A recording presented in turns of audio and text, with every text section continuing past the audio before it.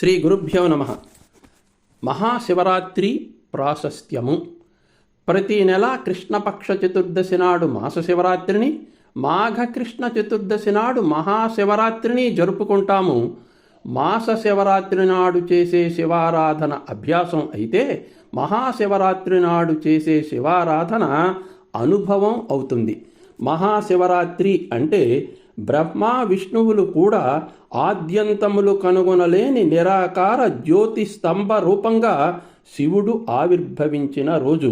మహాశివరాత్రి అంటే లోకాన్ని రక్షించడం కోసం శివుడు హాలాహలం స్వీకరించి నీలకంఠుడు, గరళకంఠుడు అని ప్రసిద్ధికెక్కిన పవిత్రమైన రోజు.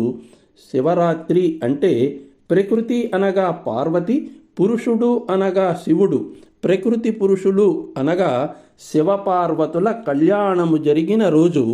రాత్రి అంటే చీకటి, అంటే అజ్ఞానము. మనలోని అరిషడ్వర్గాలనే చీకటిని తొలగించి జ్ఞానమనే వెలుగును నింపుకునే దివ్యమైన రాత్రి శివరాత్రి. ఉప అంటే దగ్గరగా, వాసం అంటే ఉండటం. మానవుడు మనస్సు మహాదేవునికి దగ్గరగా ఉండటం ఉపవాసం.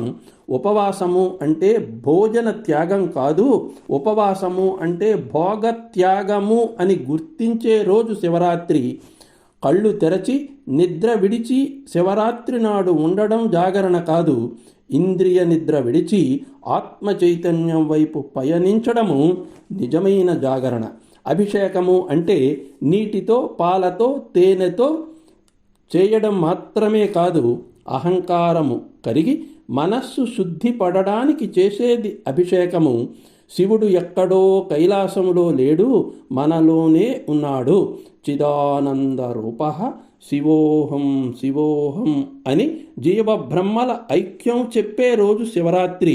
శివరాత్రి అనేది కేవలం ఒకరోజు మాత్రమే జరుపుకునే పండుగ కాదు, అది నిరంతర సాధన.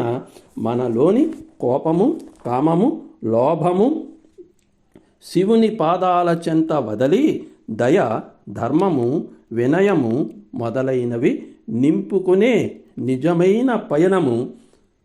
అప్పుడు జీవితంలో ప్రతిరోజు మంగళకరమైన, శుభకరమైన రోజే. అదే నిజమైన శివరాత్రి. ఓం శివాయ గురవే నమః.